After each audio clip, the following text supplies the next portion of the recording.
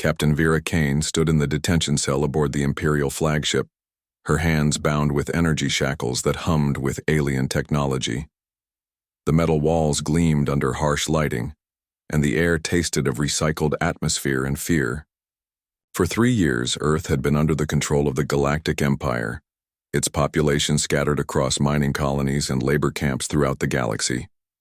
The door hissed open, revealing Commander Thane, a tall figure with scaled skin and forearms, each bearing the insignia of the Imperial Navy.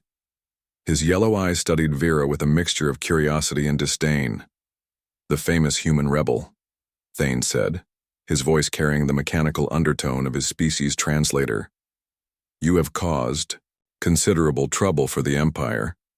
Vera lifted her chin, meeting his gaze without flinching. "Not nearly enough trouble, I'd say." Thane circled her like a predator examining prey. "Your planet fell in mere weeks, your military scattered like leaves in a storm. Yet you continue this futile resistance. Why?"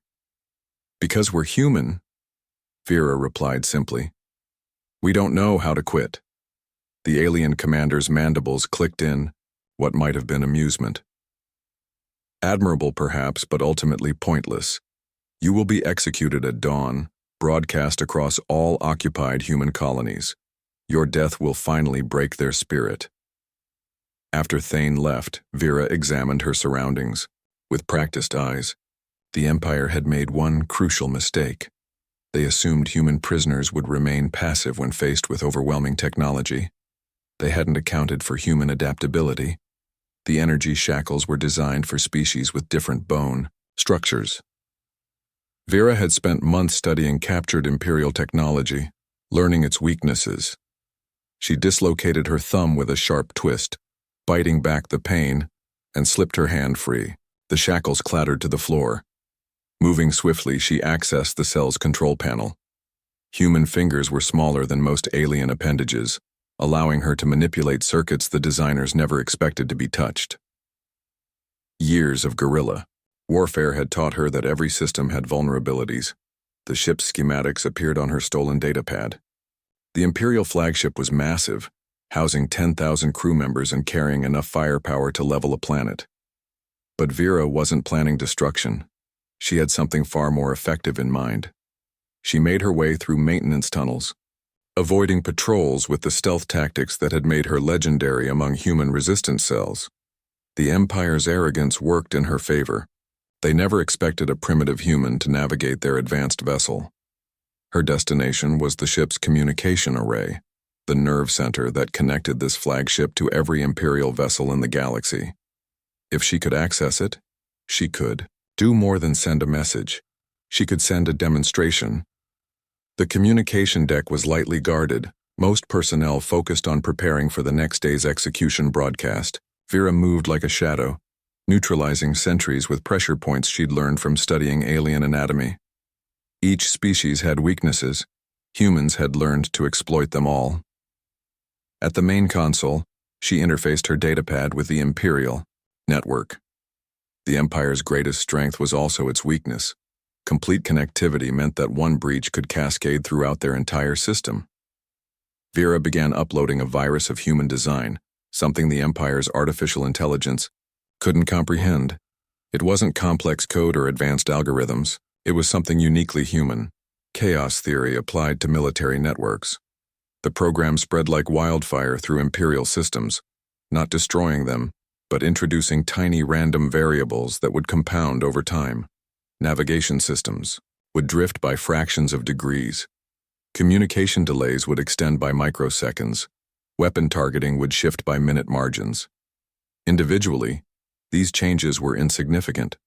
Collectively, they would cripple the Empire's ability to coordinate their vast military machine, but that wasn't the real message Vera intended to send. As alarms finally began blaring throughout the ship, she activated the ship's primary broadcast system. Her image appeared on screens across the Imperial fleet, and through them, across every occupied world in the galaxy. "I am Vera Kane of Earth," she said, her voice carrying across light years.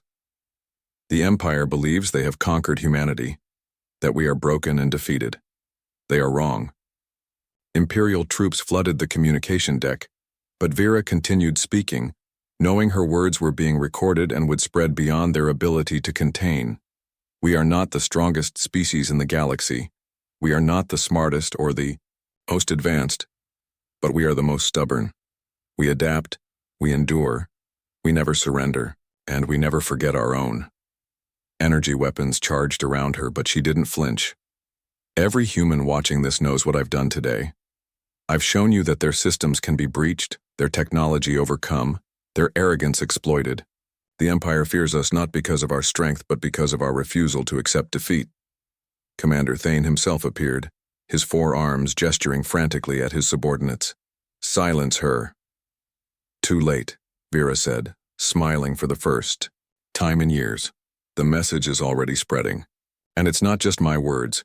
It's proof that one human, alone and unarmed, infiltrated your most secure vessel and turned your own technology against you.